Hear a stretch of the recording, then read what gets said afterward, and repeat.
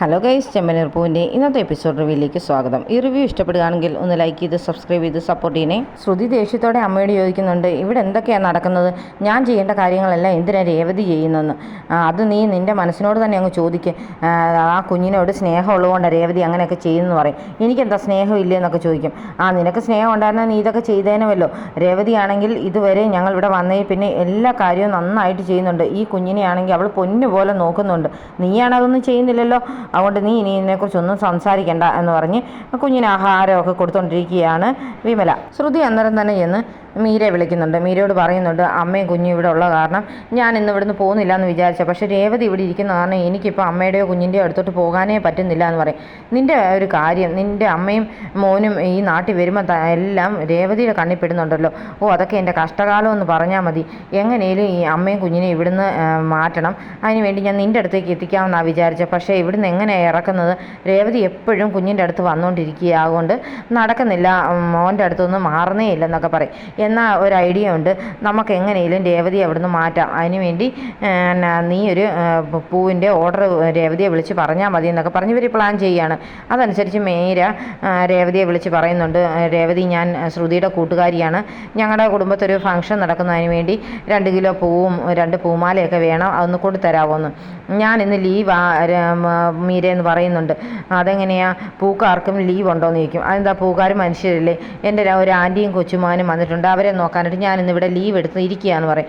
പക്ഷേ ഞാൻ നിന്നെ വിശ്വസിച്ച് നിൻ്റെ വീഡിയോ ഒക്കെ കണ്ടിട്ടാണ് ശരിക്കും ഈ ഓർഡർ ഞാൻ നിന്നെ കൊണ്ട് ചെയ്യിപ്പിക്കാമെന്ന് വിചാരിച്ചത്.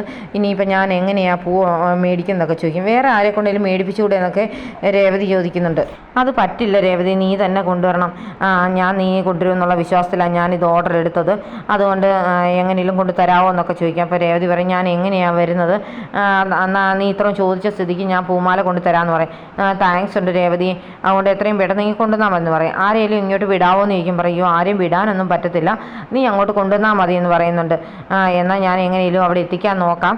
നീ ഇത്രയും പറഞ്ഞ സ്ഥിതിക്ക് എങ്ങനെയാണ് ഇത് ഒഴിവാക്കുന്നതൊക്കെ ചോദിച്ചിട്ട് രേവതി ഈ പൂമാല കൊണ്ട് കൊടുക്കാമെന്ന് അങ്ങേക്കുകയാണ്. സച്ചി ആരോടോ ഫോൺ ചെയ്തുകൊണ്ടിരിക്കുന്ന സമയത്ത് രേവതി ഈ പൂമാലയൊക്കെ കവറൊക്കെ ആയിട്ട് ഇങ്ങനെ ഇറങ്ങി വരുവാണ്. അപ്പോഴത്തേന് സച്ചി ചോദിക്കുന്നുണ്ട്, നീ എവിടെ പോവാന്ന്? ഞാൻ ഈ ഒരു പൂമാലയുടെ ഓർഡർ കൊണ്ടുവന്ന് അന്നേരം അതിന് വേണ്ടി കൊടുക്കാൻ പോകുമെന്ന് പറയും. ആർക്കാന്ന് ചോദിക്കാമെന്ന് പറയും. ഇവിടെ ശ്രുതിയുടെ കൂട്ടുകാരി മീരയില്ലേ, ഇവിടെ വീട്ടിലൊക്കെ വന്നിട്ടുണ്ട്, അവർക്ക് വേണ്ടിയാന്ന് പറയും.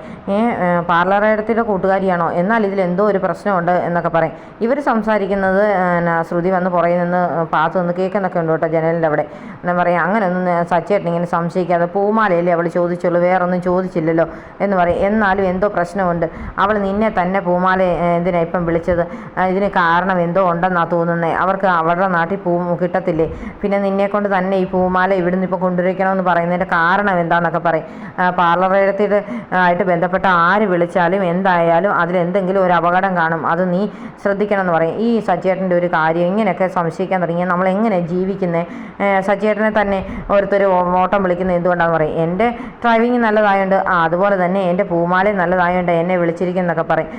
അതുകൊണ്ട് ഞാൻ ഇതുകൊണ്ട് കൊടുത്തേച്ച് വരാം, സച്ചേട്ടനുള്ള ഫുഡൊക്കെ ഞാൻ എടുത്ത് വെച്ചിട്ടുണ്ട്, അതുകൊണ്ട് സച്ചേട്ടൻ കഴിക്കണം കേട്ടോ എന്നൊക്കെ പറഞ്ഞിട്ട് രേവതി അങ്ങ് പോകാൻ തുടങ്ങുകയാണ്. നേരത്തേന് സച്ചി പറയുന്നുണ്ട്, വിമലാൻ്റിയും കുഞ്ഞും കഴിച്ചോ എന്നൊക്കെ ചോദിക്കും. അവർക്കുള്ള ഫുഡൊക്കെ ഞാൻ കൊടുത്തിട്ടുണ്ട്, അത് കാരണം നീ സച്ചേട്ടൻ അങ്ങ് കഴിച്ചേച്ചാൽ മതി എന്നൊക്കെ പറയും. ഈ പൂമാല കൊടുത്തേച്ച് വരാമെന്ന് പറയും. എന്നാൽ നീ അവിടെ ചെല്ലുന്ന ഉടനെ ആ ലൊക്കേഷൻ എനിക്ക് അയച്ചു തരണമെന്ന് പറയുന്നുണ്ട്. അവളും തരികടയാണെന്ന് എനിക്ക് തോന്നിയിട്ടുണ്ട്, ഇവളുമാർ 2 പേരും കേടികളാന്ന് പറയും.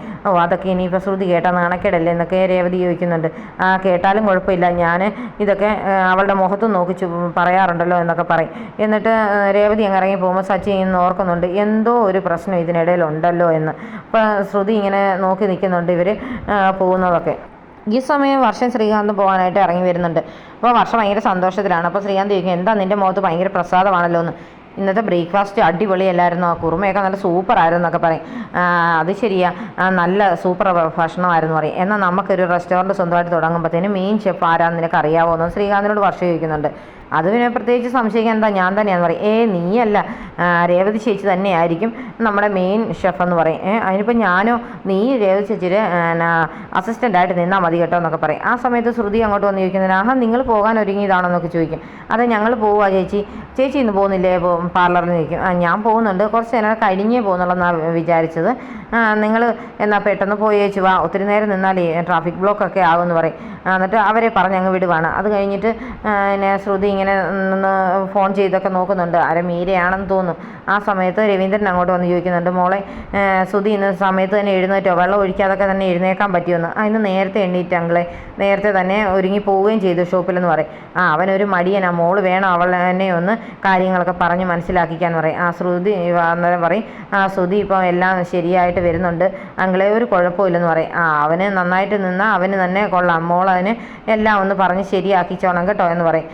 അന്നേരം മോള് പോകുന്നില്ലേന്ന് ചോദിക്കും പാർലറിൽ. ഞാൻ പോകുന്നുണ്ടെങ്കിൽ കുറച്ച് നേരം കഴിയുമ്പോൾ പോകുമെന്ന് പറയും. ആ സമയത്ത് അങ്ങോട്ട് ചന്ദ്രമതി തലവേദന എടുക്കുമെന്ന് പറഞ്ഞ് വരുന്നുണ്ട്. രേവതിയെ വിളിച്ചാണ് വരുന്നത്. രേവതി കടയിൽ പോയെന്ന ഉടനെ ശ്രുതി പറയുന്നുണ്ട്, അവളെവിടെ പോയി, അവളെന്തിനാ നാട് ചുറ്റാൻ പോയത്, എനിക്ക് തലവേദന എടുത്തിട്ട് ഒരു ചായ കുടിക്കണമെന്ന് പറയും. അന്നേ രവീന്ദ്രൻ പറയുന്നുണ്ട്, നിനക്ക് ചായ വേണമെങ്കിൽ നീ എടുത്തങ്ങ് കുടിക്കുക, അതിനെന്തിനാ രേവതിയെ കുറ്റം പറയുന്നു പറയും.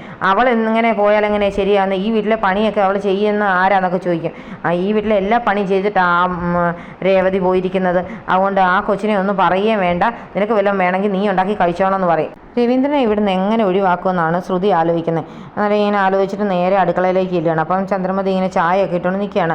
ചന്ദ്രമതി ശ്രുതിയെ കാണുന്നുണ്ടെ പറയും, ശ്രുതി ആ അമ്മയും കൊച്ചുമകനും പോയില്ലല്ലോ, അവരെ പറഞ്ഞു വിടാമെന്ന് നീ പറഞ്ഞതല്ലേ, എന്നിട്ട് എന്നാ ഇതുവരെ പോകാത്തത്, എനിക്ക് തോന്നുന്നില്ല അവർ പോകുമെന്നൊക്കെ. ഉടനെ ശ്രുതി പറയും, അത് പിന്നെ ആൻറ്റി അവർ പാവങ്ങളല്ലേ, അവർ വേണേൽ 2 ദിവസം നിന്നോട്ടെ എന്നിട്ട് പൊക്കോളൂ എന്നൊക്കെ പറയും.